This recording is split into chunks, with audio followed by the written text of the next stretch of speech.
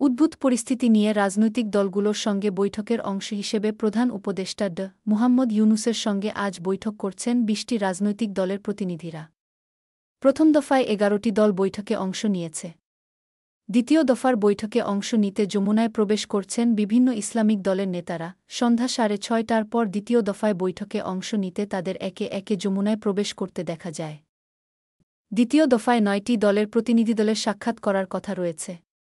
তারা হলেন হেফাজতে ইসলামের মহাসচিব মাওলানা সাজিদুর রহমান, ইসলামী আন্দোলন বাংলাদেশের আমির মুফতি সৈয়দ মুহাম্মদ রেজাউল করিম, বাংলাদেশ খেলাফত মজলিসের আমির মাওলানা মামুনুল হক, খেলাফত মজলিসের মহাসচিব আহমেদ আব্দুল কাদের, হেফাজতে ইসলামের যুগ্ম মহাসচিব মাওলানা আজিজুল হক ইসলামাবাদী, জমিয়তে উলামায়ে ইসলাম বাংলাদেশের মহাসচিব মাওলানা মঞ্জুরুল ইসলাম আফেন্দি, গণ অধিকার পরিষদের সভাপতি নুরুল হক নূর, বাংলাদেশ নেজামে ইসলাম পার্টির জাতীয় নির্বাহী পরিষদের মহাসচিব মাওলানা মুসা বিন ইজহার এবং ইসলামী ঐক্য জোটের মহাসচিব মুফতি শাখাওয়াত হোসাইন রাজি।